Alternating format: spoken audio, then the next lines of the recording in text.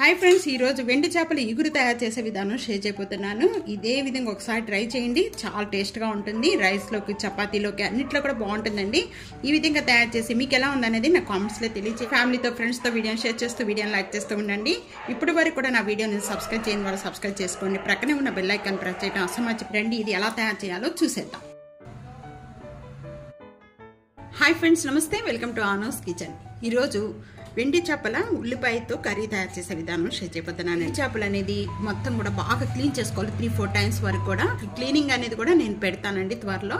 ఈ 2 గుప్పుళ్ళు వెండి చేపలు తీసుకున్నాను. ఇక్కడ 3 ఉల్లిపాయలు, 2 టమాటాలు, ఈ సైజు టమాటాలండి, కొద్ది కొత్తిమీర, ఒక 3 పచ్చిమిర్చి, కొద్దిగా కరివేపాకు, 2 రెమ్మలు, ఇవన్నీ తీసుకుందాం. ఇంకా ఏ మసాలాలు కానీ ఏం కూడా వేయని అవసరం లేదండి.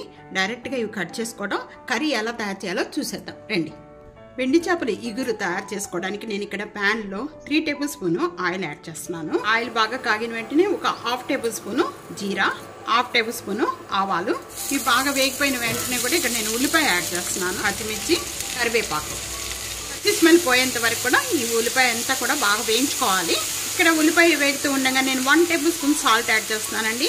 ఈ వెండి చేపల్లో కొద్దిగా సాల్ట్ అనేది ఉంటుంది కాబట్టి కొద్దిగా తక్కువగానే సాల్ట్ యాడ్ చేసుకోండి. సరిపడపోతే తర్వాత కూడా చూసుకొని వేసుకోవచ్చు. మూత పెట్టేసి 2 మినిట్స్ వరకు కూడా ఉల్లిపాయ మగ్గించేసుకోవాలండి, లో ఫ్లేమ్లో పెట్టేసుకొని. ఇప్పుడు ఓపెన్ చేద్దాం.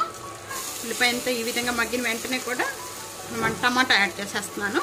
దీంట్లోనే ఒక 1/2 టేబుల్ స్పూన్ పసుపు యాడ్ చేస్తున్నాను. ఇక్కడ ఉల్లిపాయ వేగిన తర్వాత టమాటా యాడ్ చేసుకోవాలండి, తొందరగా సాఫ్ట్ అయిపోతుంది టమాటా.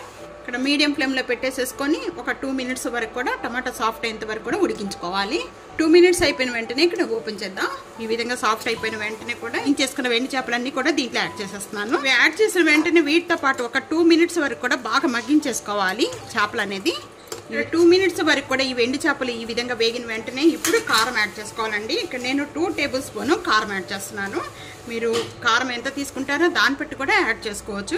ఇంకా మొత్తం అంతా కూడా ఒకసారి బాగా కలుపుకున్న వెంటనే 1.5 గ్లాసు వాటర్ యాడ్ చేస్తున్నాను. ఈ గ్రేవీ అంతా కూడా చిక్కపడేంత వరకు కూడా మగ్గించేసుకుందాం. మూత పెట్టేద్దాం. మీడియం ఫ్లేమ్లో పెట్టేసుకొని ఒక 5 మినిట్స్ వరకు కూడా గ్రేవీ చిక్కపడేంత వరకు కూడా మగ్గించేసుకోవాలి. మినిట్స్ అయిపోయిన వెంటనే మధ్య మధ్యలో కొద్దిగా కలుపుకుంటూ ఉండాలి. ఈ విధంగా మూత ఓపెన్ చేసి కొద్దిగా గ్రేవీ అంతా కూడా కొద్దిగా చిక్కపడిపోయిందండి. ఈ విధంగా ఈ వాటర్ కూడా చిక్కపడిపోవాలి. ఈ విధంగా ఇంకా 2 మినిట్స్లో చిక్కపడిపోతుంది ఇదంతా. అలా మూత పెట్టేసుకొని 2 మినిట్స్ మగ్గించేసుకుందాం. 5 మినిట్స్ అయిపోయిన వెంటనే ఇప్పుడు ఓపెన్ చేద్దాం.